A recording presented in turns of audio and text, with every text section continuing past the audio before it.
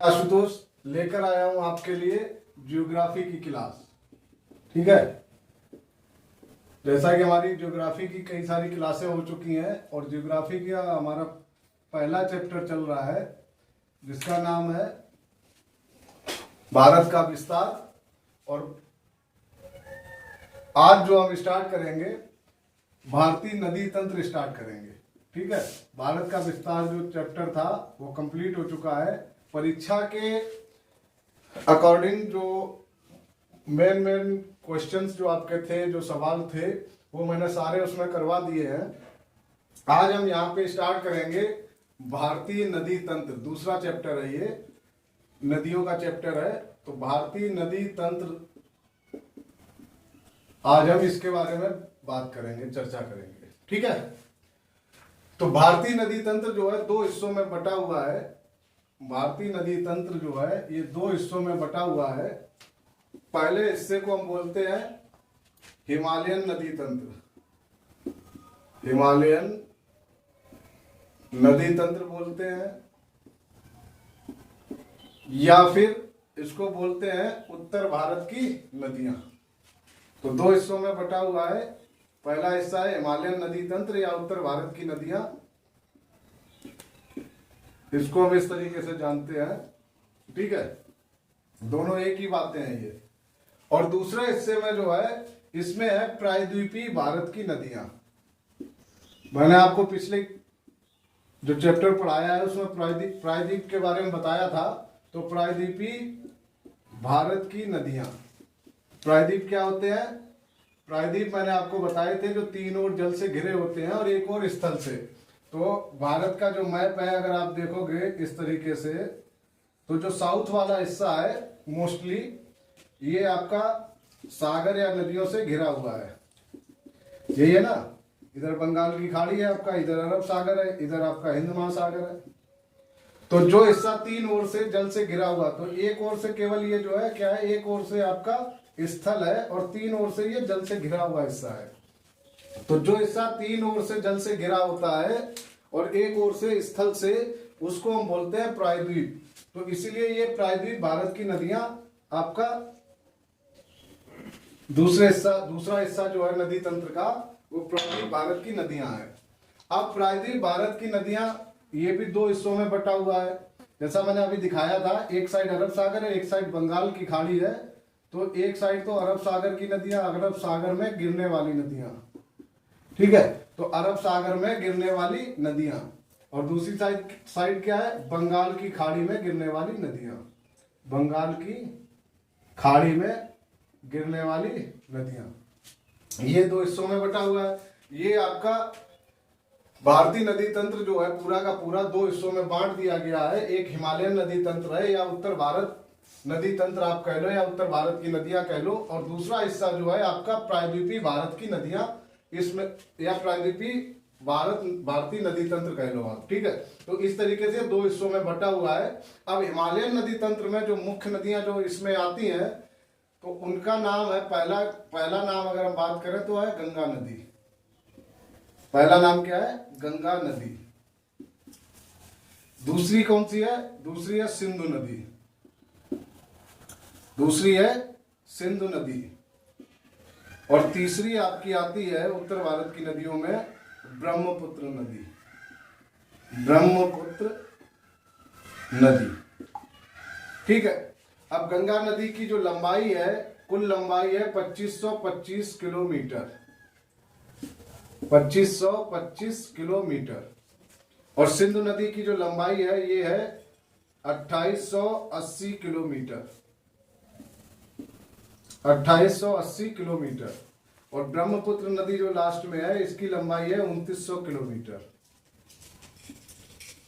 ठीक है, तो नदियों की बात, नदियों का चैप्टर स्टार्ट हुआ है, तो इसमें मैं आपको सारा कुछ बताऊंगा कि गंगा नदी कहां से निकलती है, सिंधु नदी कहां से निकलती है और ब्रह्मपुत्र नदी कहां से निकलती है।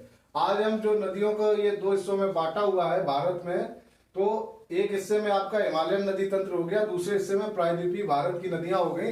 तो इसमें कौन कौन सी नदियां जोड़ी गई हैं आज मैं सिर्फ आपको वो बताऊंगा। अगली क्लास से स्टार्ट होगा हमारा कि कौन सी नदी कहां से निकलती है, उस बारे में भी बात करेंगे। तो अभी मुख्यतः आप जान लीजिए कि गंगा नदी 2525 किलोमीटर लंबी है, सिंधु नदी 2880 किलोमीटर लंबी है और ब्रह्मपुत्र नदी 2900 किलोमीटर लंबी है। ठीक है। अब अगर बात की जाए कि एशिया की सबसे लंबी या सबसे बड़ी नदी कौन सी है, तो वो है ब्रह्मपुत्र। क्योंकि ब्रह्मपुत्र केवल भारत में नहीं, ब्रह्मपुत्र जो है, ब्रह्मपुत्र आपकी चीन और भारत बांग्लादेश, वहां चीन से, उधर चीन से निकलती है और भारत बांग्लादेश, भारत से होती है बांग्लादेश में बंगाल की खाड़ी में जाकर गिरती है। गंगा नदी आपकी भारत से ही निकलती है और बांग्लादेश में, भारत और बांग्लादेश दो देशों में बहती है, बंगाल की खाड़ी में ये भी गिरती है जाके। सिंधु नदी जो आपकी है ये अरब सागर में गिरती है। ठीक है। तो सिंधु नदी आपकी अरब सागर में गिरती है, गंगा नदी बंगाल की खाड़ी में और ब्रह्मपुत्र बंगाल की खाड़ी में गिरती है। तो बात होती है, ये तो हो गई हिमालय नदी तंत्र में इन 3 नदियों को रखा गया है। अब बात आती है प्रायद्वीपीय भारत की नदियां। तो इसमें जो है अरब सागर में गिरने वाली नदी कौन कौन सी है, तो अरब सागर में नदियां गिरती हैं साबरमती, इसके बाद माही। अब माही नदी से, जैसे मैंने माही नदी का नाम लिया, तो अगर आपने पिछली क्लास ली होगी तो आपको याद दिमाग में आया होगा कि माही नदी जो है, मैंने आपको पढ़ाया था कि कर्क रेखा को दो बार काटती है। एक क्वेश्चन, एक सवाल हमने पिछली क्लासों में, पिछली एक क्लास में बात हुई थी जब कर्क रेखा की बात हो रही थी, तो मैंने आपको बताया था कर्क रेखा को, सवाल था कर्क रेखा को 2 बार कौन सी नदी काटती है, तो ये वही माही नदी है जो कर्क रेखा को 2 बार काटती है। ठीक है। तो साबरमती हो गई, माही हो गई, नर्मदा हो गई, नर्मदा, ताप्ती, ये 4 नदियां हैं जो अरब सागर में गिरती हैं, जिनको प्रायद्वीपीय भारत की नदियों में रखा गया है। ठीक है। ये 4 वो नदियां हैं। अब बात आती है कि बंगाल की खाड़ी में गिरने वाली नदियों के नाम। तो बंगाल की खाड़ी में जो नदियां गिरती हैं, स्वर्ण रेखा बंगाल की खाड़ी में गिरती है, स्वर्ण रेखा।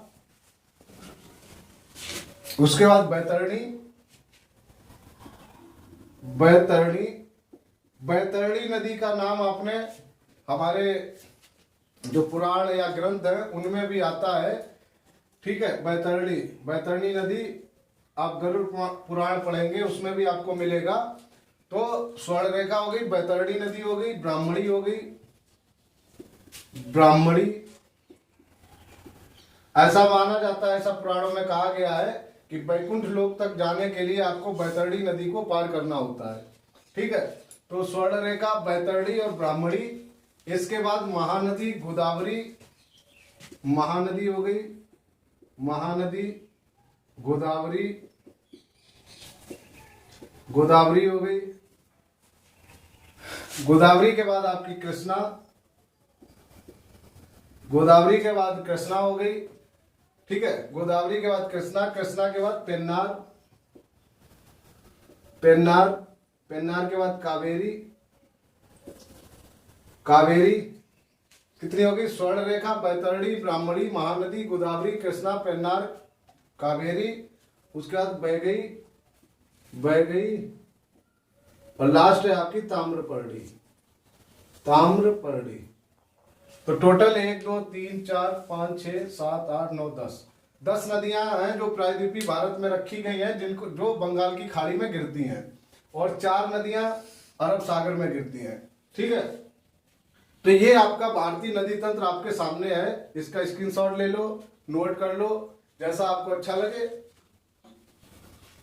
अब हम बात करते हैं आगे, भारतीय नदी तंत्र में आपको बता दिया। अब बात करते हैं आगे,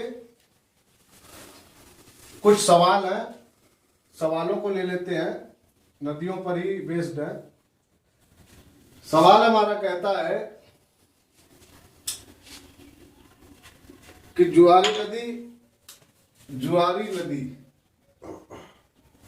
नदी किस राज्य में स्थित है? सॉरी, जुआरी नदी किस राज्य में पड़ती है, किस राज्य से बहती है? तो जुआरी नदी हो गई एक, दूसरी नदी है मांडवी।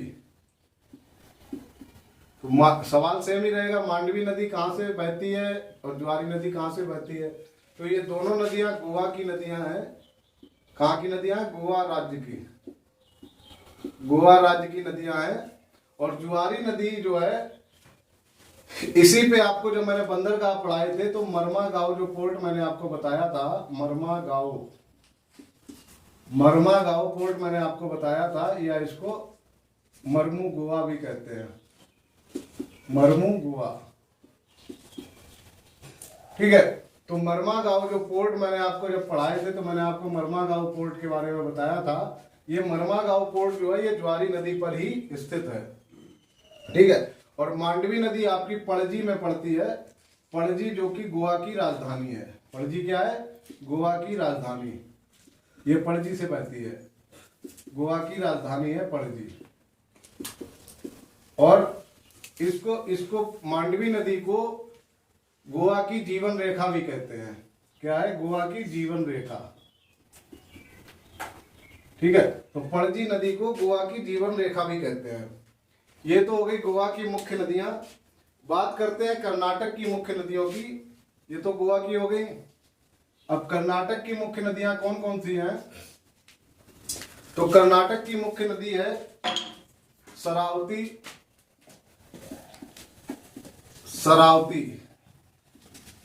शरावती है और गंगा बहली। कर्नाटक की जो मुख्य दो नदियां हैं शरावती और गंगा बहली। ठीक है, तो शरावती नदी जो है इस पर आपका जोग जलप्रपात स्थित है। सवाल आता है कि जोग जलप्रपात किस नदी पर पड़ता है? तो जोग जलप्रपात किस नदी पर है? तो जोग जलप्रपात जो आपका है ये शरावती नदी पर है। और जोग जलप्रपात के अन्य नाम भी हैं। अन्य नाम में इसको महात्मा गांधी जलप्रपात भी कहते हैं। महात्मा गांधी जलप्रपात। और इसका एक अन्य नाम और है गरसुप्पा जलप्रपात। तो इसमें से सवाल में अगर आपसे कोई भी नाम देकर पूछा जाए तो आपको पता होना चाहिए कि ये शरावती नदी पर पड़ता है, चाहे वो आपको गरसुप्पा जलप्रपात पूछे या फिर महात्मा गांधी जलप्रपात पूछे या जोग जलप्रपात पूछे। ठीक है, तो तीन में से कोई भी नाम देकर आपसे पूछे किस नदी पर स्थित है तो शरावती नदी पर स्थित है। ठीक है, ये नदियां दोनों कहाँ की हैं? ये मुख्य नदियां हैं कर्नाटक की, ये कर्नाटक की मुख्य नदियां हैं। अब बात करते हैं कर्नाटक के बाद बात करते हैं केरल की। गोवा हो गया आपका, कर्नाटक हो गया, अब बात करते हैं केरल की। तो केरल की जो मुख्य नदियां हैं, केरल की मुख्य नदी है पेरियार, भरतपुझा और पंबा। ये आपकी तीन नदियां हैं। केरल की मुख्य नदियां जो हैं वो तीन हैं। ये केरल की है पेरियार, भरतपुझा और पंबा। तो पेरियार जो है केरल की सबसे लंबी नदी है। केरल की सबसे लंबी नदी, सबसे लंबी नदी जो केरल की है वो कौन सी है? पेरियार। और पेरियार के बाद दूसरे नंबर की दूसरी सबसे लंबी नदी है केरल की, दूसरी सबसे लंबी नदी केरल की दूसरी सबसे लंबी नदी है भरतपुझा।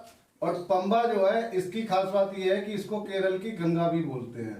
क्या बोलते हैं? केरल की गंगा। केरल की गंगा, अगर सवाल आता है केरल की गंगा किस नदी को बोलते हैं तो केरल की गंगा जो है पंबा नदी को बोलते हैं। ठीक है, आज के लिए इतना ही। अगली क्लास में हम आपको इस आगे बढ़ाएंगे क्लास को, इसी के आगे हम स्टार्ट करेंगे। आप लोगों से विनम्र निवेदन है कि आप लोग हमारी क्लास को लाइक, शेयर और सब्सक्राइब करते रहिए, हमें अपना प्यार देते रहिए। धन्यवाद दोस्तों।